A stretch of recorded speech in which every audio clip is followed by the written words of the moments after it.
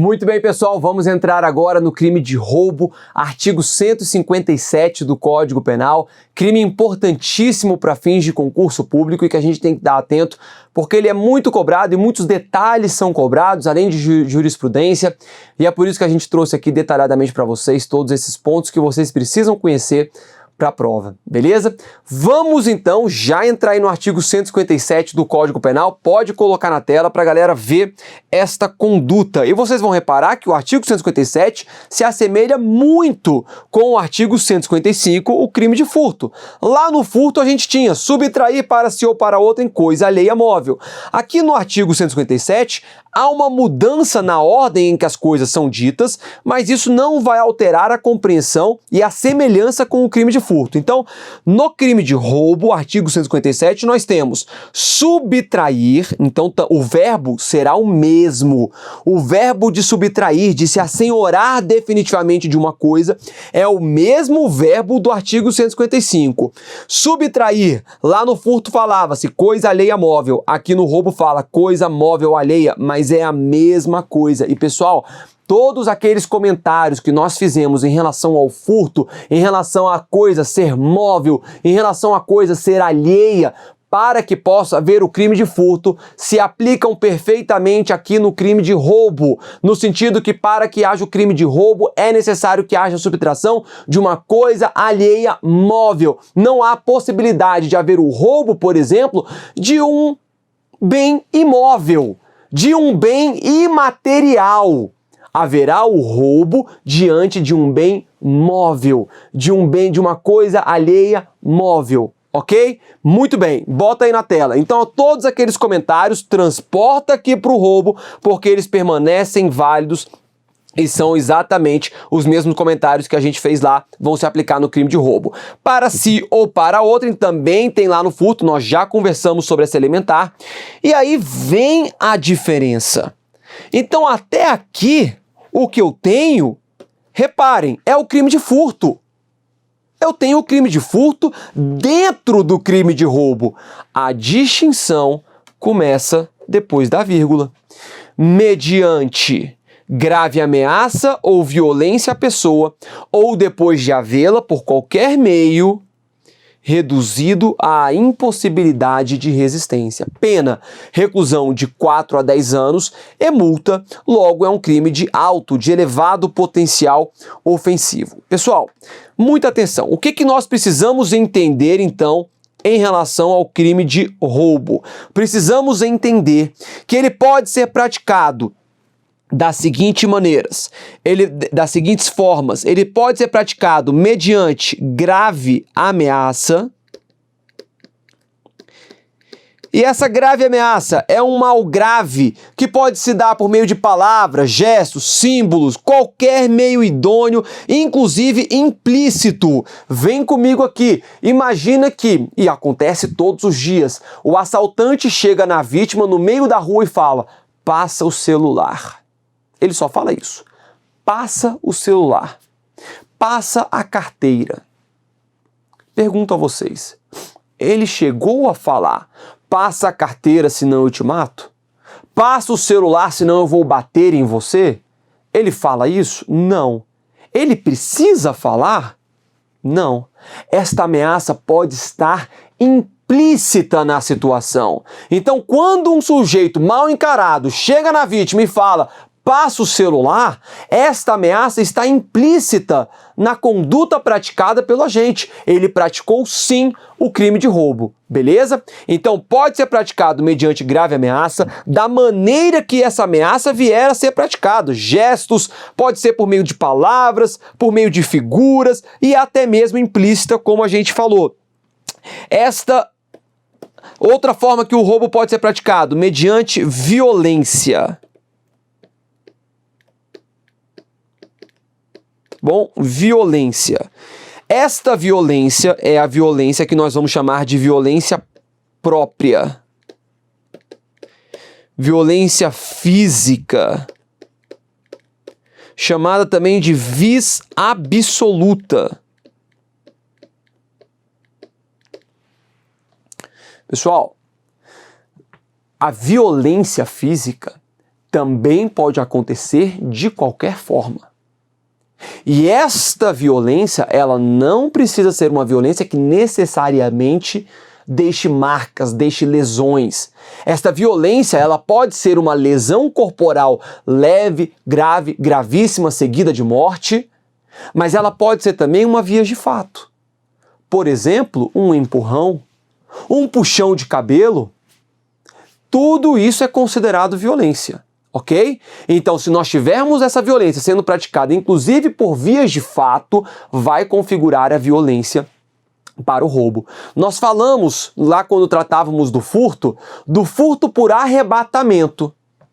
Sabia que existe também o roubo por arrebatamento? Porque o furto por arrebatamento é aquele encontrão, é aquela situação em que o agente corre, pega e arranca a bolsa da vítima. Houve um contato físico, mas o contato físico é tão pequeno e é somente com a finalidade de fazer uma subtração que os doutrinadores, a jurisprudência considera que houve um furto por arrebatamento.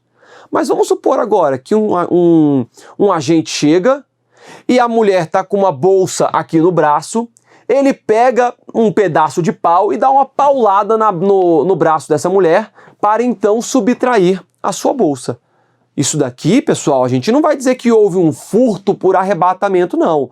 Houve uma violência para que houvesse a subtração. Logo, trata-se de roubo. E aí a doutrina vai utilizar, olha, da mesma maneira que existe o furto por arrebatamento, nós vamos ter também o roubo por arrebatamento, quando há o emprego de uma violência rápida para que haja a subtração do bem. Beleza? Que o crime de roubo envolve grave ameaça e violência, todo mundo sabe. O que nem todo mundo sabe é o terceiro meio pelo qual o crime de roubo pode ser praticado. E muita gente esquece ele na prova. Então, a terceira forma que o crime de roubo pode ser praticado é quando há a redução, a impossibilidade de resistência da vítima. Essa daqui é a forma praticada pelo roubo que muitos alunos esquecem. E nesse meio, ele pode ser chamado também de violência imprópria. Eu não tenho a violência própria, que é aquela agressão, aquela violência, aquela lesão corporal praticada. Esta redução à impossibilidade de resistência da vítima é chamada de violência imprópria. Galera, e isso daqui é importantíssima, essa denominação. Ela pode ser chamada, portanto, de violência imprópria e pode ser chamada também de meio subreptício. Ok? Professor, me dá um exemplo? Na hora. Imagina que o sujeito vai a um bar e coloca sonífero na bebida de uma pessoa com a finalidade de que aquela pessoa venha a dormir e desmaiar no meio do bar e então ela consiga subtrair a bolsa da vítima. O celular da vítima, o relógio da vítima, o dinheiro da vítima, seja lá o que for, o carro da vítima pegando as suas chaves. Reparem, houve uma grave ameaça? Não. Houve uma violência física propriamente dita? Uma via de fato, uma lesão corporal que foi praticada? Não. Houve, na verdade, uma violência imprópria, um meio subreptício que reduziu a impossibilidade de resistência da vítima. Por meio de um sonífero, a vítima dorme, não consegue resistir à ação do agente e ele vai então e pratica a subtração. Cuidado! Cuidado, porque muita gente falaria, nessa situação houve uma possível droga que foi utilizada, que foi ministrada, e houve depois um crime de furto. Não, galera, não. Houve crime único aqui. Crime de roubo. Professor, que roubo é esse? Crime de roubo próprio.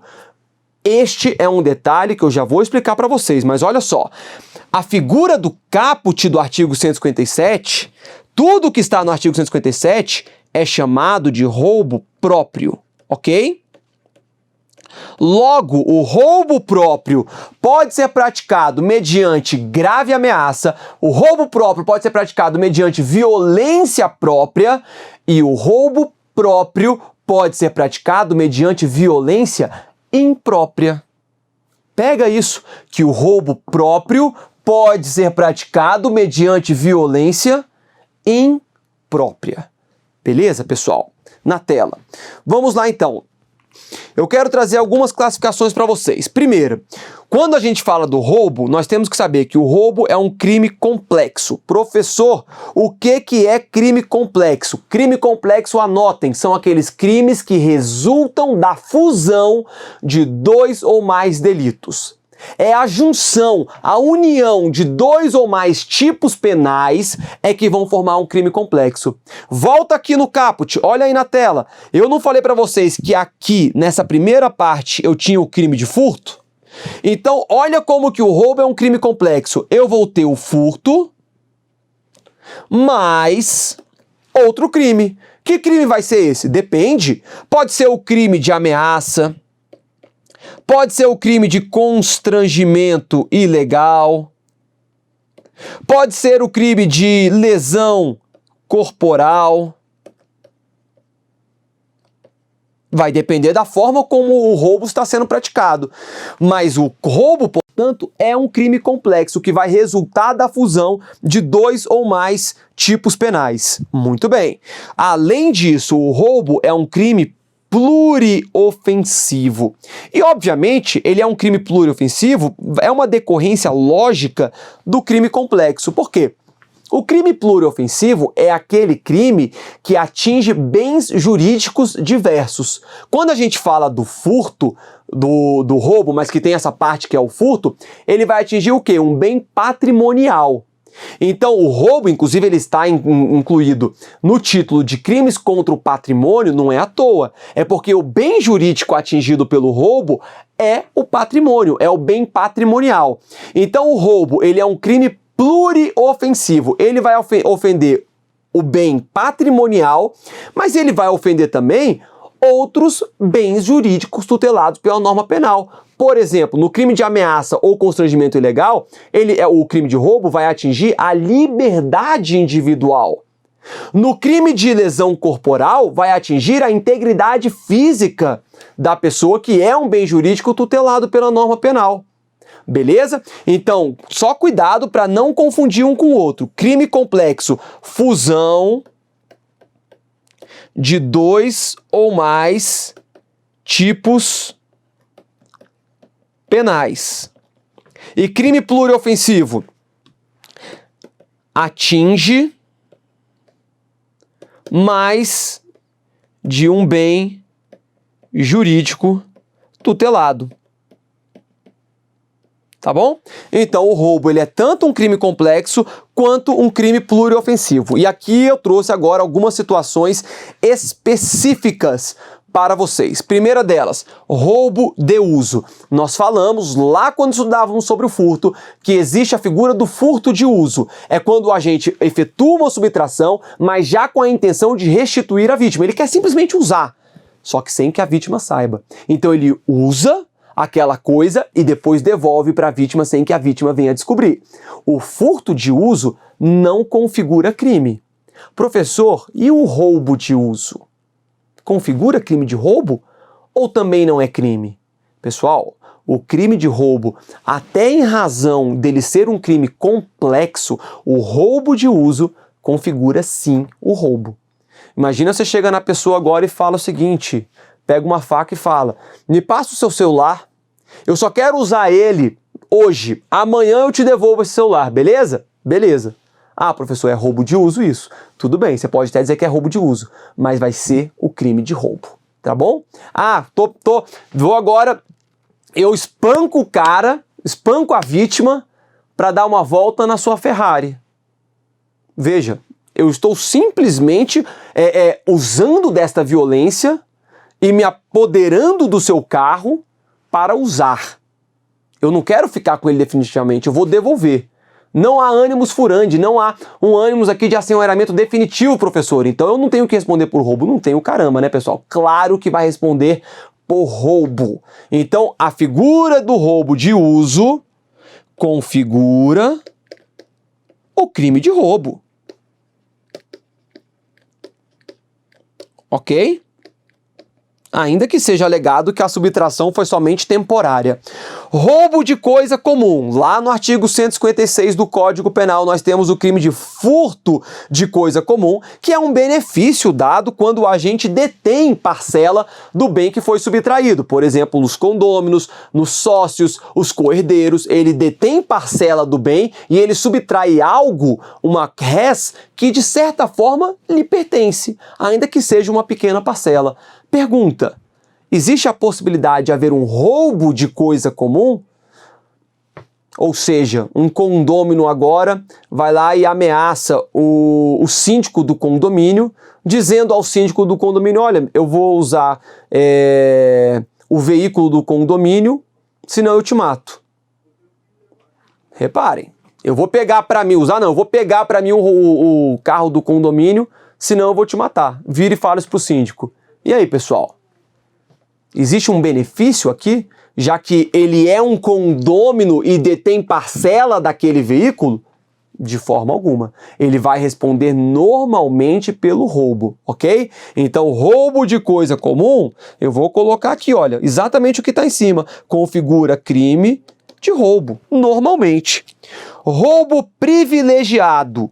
Lá no furto, a gente viu que existe a figura também do furto privilegiado, quando o agente é primário e a coisa é de pequeno valor. Lá no artigo 155, parágrafo 2º, você tá com o vademecum aí acompanhando, né, pessoal?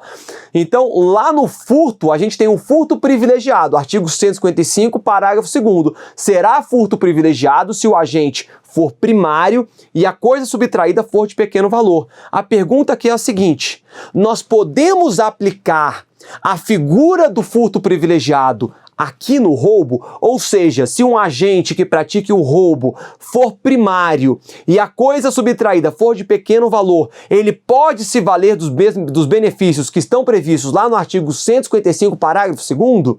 E a resposta, galera, é negativa, tá bom? Neste caso aqui, a legislação não vai admitir, a jurisprudência, a doutrina entendem que não pode ser aplicada uma analogia in bonam partem. No direito penal brasileiro, nunca haverá uma analogia in malam partem, uma analogia que venha a prejudicar o réu. Excepcionalmente, é possível haver uma analogia in bonam partem, uma analogia para beneficiar o réu. Se nós aplicássemos aqui a figura do furto privilegiado ao roubo supostamente privilegiado, seria um benefício para o réu. Seria uma analogia in bonam partem. Mesmo assim, a jurisprudência e a doutrina são pacíficas em dizer que não cabe os benefícios do furto privilegiado ao roubo privilegiado, ao suposto roubo privilegiado, porque não vai existir essa figura, tá bom? Então, roubo privilegiado não existe. Vamos botar assim, tá bom? Não existe. Ainda que o agente seja primário, a coisa subtraída seja de pequeno valor, ele vai responder normalmente pelo crime de roubo, ok? Princípio da insignificância. Aplica-se ao crime de roubo? Não. Tranquilo, né, galera? Não se aplica ao roubo. Então, se o sujeito rouba R$1, mas ele usou de grave ameaça, ele usou de violência, ele usou de meio subreptício, a violência imprópria. Ainda que tenha sido para subtrair R$1, eu não vou poder aplicar o princípio da insignificância. Beleza? Na tela aqui. Pergunta: a ausência de bens patrimoniais da vítima caracteriza crime impossível? Vamos supor agora que você é abordado na rua, saindo, você tá lá no litoral brasileiro, nas suas férias, e na hora que você tá saindo da praia, saindo da água em direção ao hotel, você é abordado por uma pessoa na rua. Na praia, melhor, na praia, né? Você é abordado por uma pessoa na praia e ela fala: ô surfistinha, eu quero que você me passe R$20. E você fala: olha, amigo, eu tô saindo do mar agora, minhas coisas nem estão aqui na praia, eu não tenho R$20. Então eu quero que você me passe seu aparelho celular. Amigo, eu estou saindo da água. Eu estou de sunga, as meninas, estou de biquíni.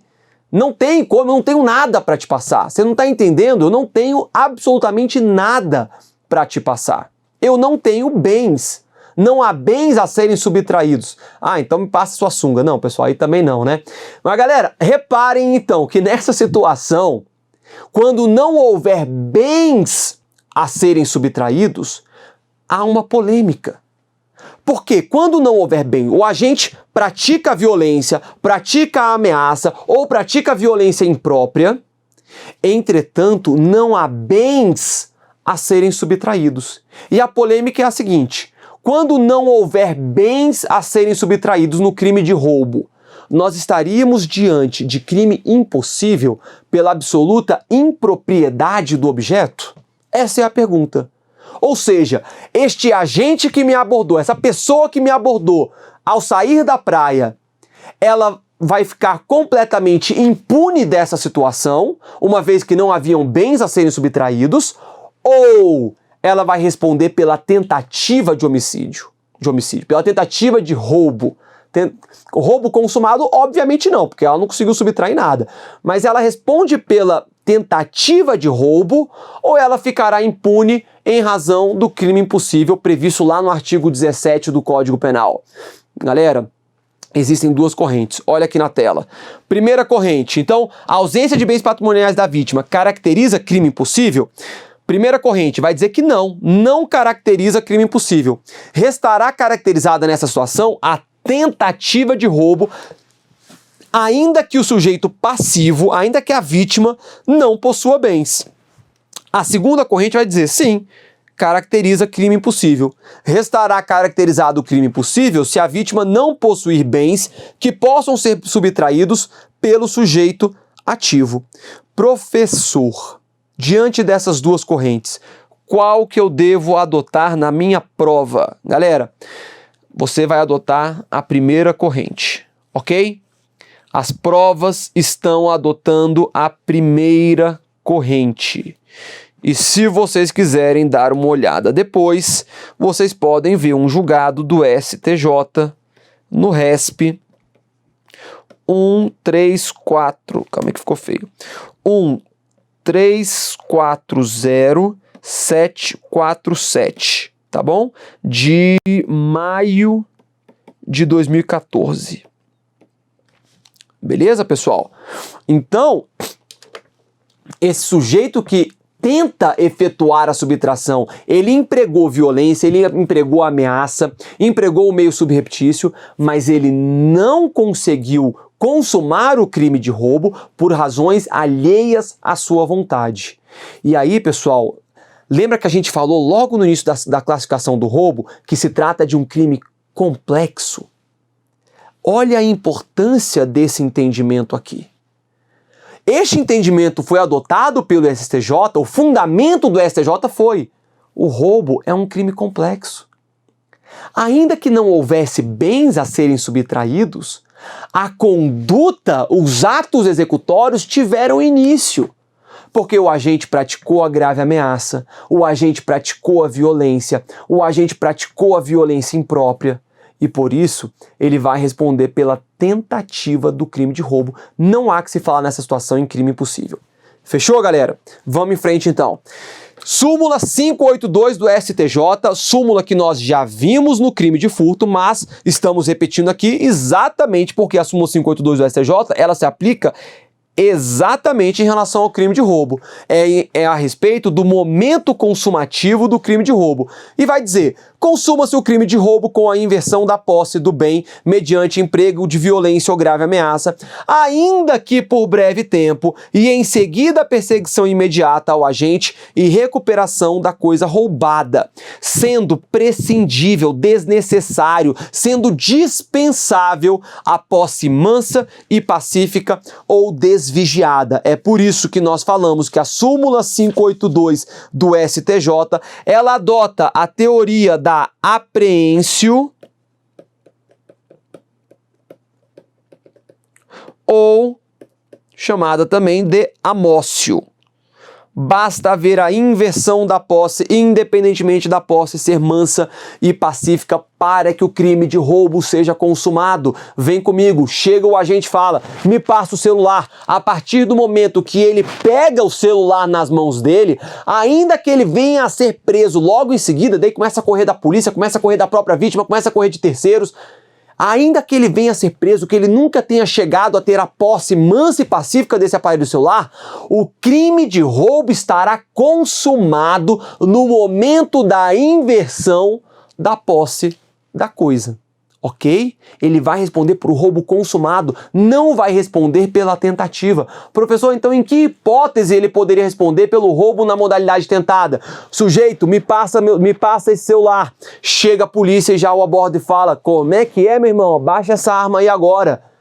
Reparem, ele teve a intenção de praticar o roubo, ele iniciou os atos executórios, entretanto, o crime não se consumou por razões alheias à sua vontade, logo, nessa situação, ele responde pela tentativa de roubo. Entretanto, se houver a inversão da posse da coisa subtraída, o crime de roubo estará consumado. E com relação às outras teorias, teoria da concretácio, teoria da ilácio, teoria da ablácio, que são teorias não adotadas no nosso ordenamento jurídico brasileiro, fizemos os comentários lá nas aulas de furto, sugiro que retorne, e que caso tenha curiosidade, caso não tenha assistido já às aulas de furto, retorne para que lá naquela ocasião, naquela oportunidade, a gente falou de maneira mais detalhada sobre a súmula 582 do STJ, bem como sobre as teorias que vão tratar do momento consumativo do crime de furto, bem como do crime de roubo. Vamos em frente, na tela. E aí, eu tenho a seguinte situação. Uma situação de violência ou grave ameaça mediante uma só ação contra duas ou mais pessoas, com a finalidade de subtrair somente o patrimônio de uma delas. Professor, o que é isso que eu não entendi? Imagina que tem duas pessoas andando aqui na rua, tá bom? Um casal de namorados estão andando na rua. Vem o mala,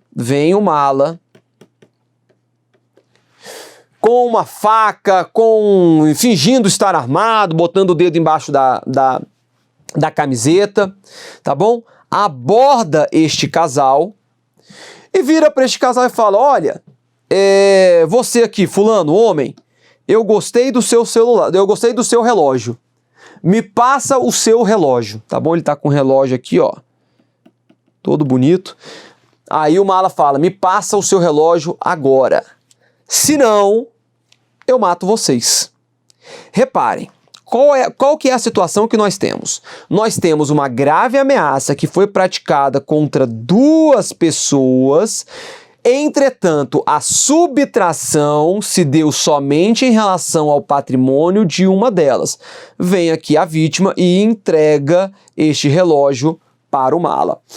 A questão aqui é a seguinte: quantos crimes de roubo eu tenho nessa situação? Eu tenho somente um crime de roubo, uma vez que somente um patrimônio foi subtraído, ou eu tenho dois crimes de roubo, uma vez que duas pessoas foram vítimas da grave ameaça? Esses são alguns dos problemas que nós temos que enfrentar em crimes complexos. Em crimes que resultam da fusão de dois ou mais tipos penais. Eu poderia ir em um caminho ou poderia ir em outro caminho, dizer que há um roubo somente ou dizer que são dois roubos, dois crimes, uma vez que a ameaça foi perpetrada contra duas pessoas. Entretanto, a jurisprudência já está pacífica neste ponto de que há somente um crime de roubo, tá bom? Então, deixa eu apagar aqui. Calma aí. Nesta situação, portanto, haverá um roubo, um crime de roubo. Por quê? Porque somente um patrimônio foi lesado. Beleza, pessoal? Vamos então para a seguinte situação. Violência ou grave ameaça, mediante uma só ação, contra duas ou mais pessoas, com a subtração de patrimônio de todas. Essa daqui é a fatídica e triste situação em que a gente vê muito acontecendo roubo em parada de ônibus, ou então roubo já dentro do coletivo. vem o agente ou os agentes e começam a abordar todos aqueles que estão na parada de ônibus, ou então já no interior do coletivo abordam todos os passageiros e inclusive o cobrador e vira para cada pessoa. Me passa o dinheiro, me passa o celular, me passa a sua carteira e vai passando. E eles vão fazendo a festa ali. Vamos lá. Vamos supor que tenham 5 pessoas numa parada de ônibus. E as 5, mediante uma ação só, o agente ou os agentes viram para essas 5 pessoas e falam: todos vocês, passem o celular agora, senão eu mato todos vocês. E todos eles entregam os seus aparelhos celulares aos agentes.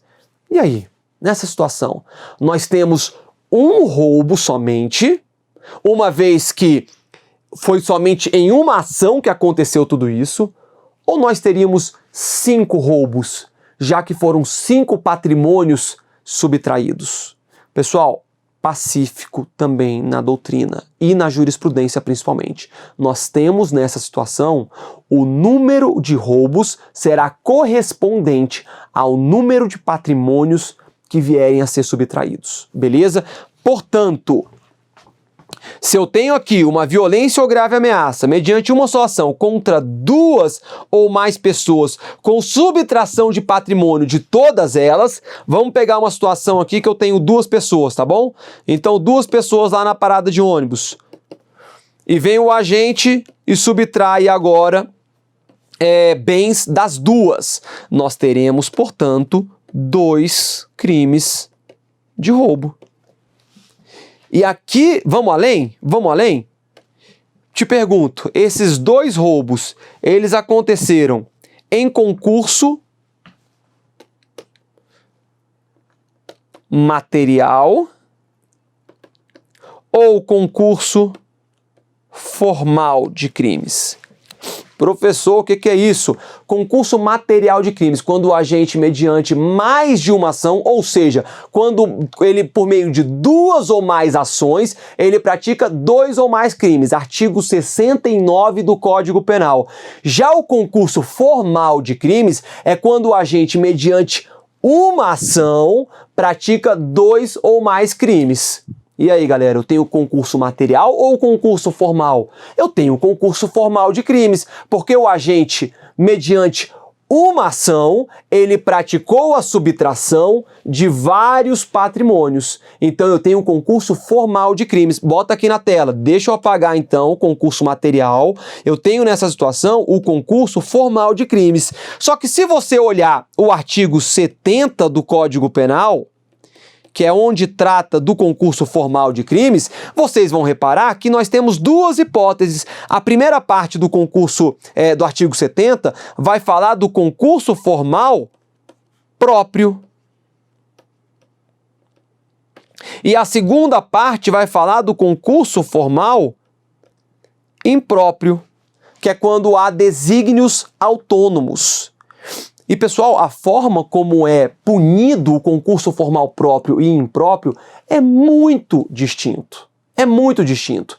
Então, o concurso formal próprio é quando a gente pratica 2 ou mais crimes mediante uma ação, só que não há desígnios autônomos. E o concurso formal impróprio, há desígnios autônomos. O concurso formal impróprio, o agente responde pela soma material de cada um dos crimes. Então, neste caso aqui foram 2 crimes, eles vão responder os agentes 2 vezes pela pena de reclusão de 4 a 10 anos do roubo, podendo chegar na pena máxima de 20 anos, se nós estivermos diante do concurso formal impróprio. Na tela, se por acaso vier a ser o concurso formal próprio, aí o benefício é muito maior, porque o agente responde somente por um crime de roubo, com a pena exasperada aumentada de 1/6 a metade. Professor, realmente, o concurso formal próprio, ele é muito mais benéfico para o réu do que o concurso formal impróprio. E aí, então, para a gente fechar aqui, eu pergunto a vocês, esta situação configura concurso formal próprio ou concurso formal impróprio? E a palavra-chave aqui é: houve desígnios autônomos quando ele efetuou a subtração dessas 2 pessoas? Galera, claro que houve. É claro que na hora que ele entra no ônibus e subtrai 10 patrimônios, ele está entrando no ônibus e há um desígnio autônomo para cada patrimônio que ele está subtraindo. Entretanto, há uma polêmica e o STJ ainda não se definiu se se trata de concurso formal próprio ou impróprio. Na verdade verdadeira, vamos ser honestos, é claro que o STJ sabe que se trata de concurso formal impróprio. Entretanto, por razões de política criminal, ele adota em algumas situações o concurso formal próprio. Porque veja só, um agente que entra num ônibus e subtrai 20 patrimônios, só naquele dia que ele subtraiu 20 patrimônios, levando em consideração que a pena máxima do crime de roubo vai a 10 anos, isso se não tiver uma majorante, a gente diria que este agente, ao subtrair 20 patrimônios, ele teria pena máxima de 200 anos. E aí o STJ fala, não, é muito.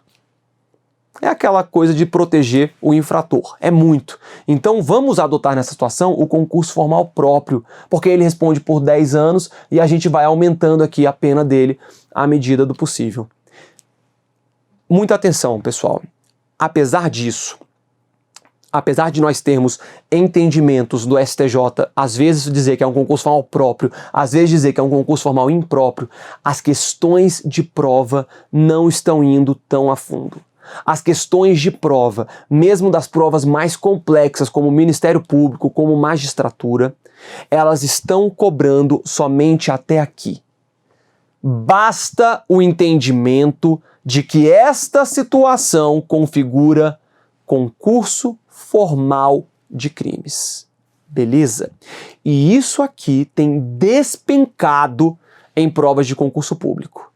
Tranquilo? Então tem que ter um entendimento claro na sua mente de que quando houver a subtração mediante uma ação de diversos patrimônios, nós estamos diante do concurso formal de crimes de roubo. Fechou? Na tela então para a galera ver pela última vez, vem comigo aqui, vamos fechar este bloco e no próximo a gente dá continuidade. Até lá.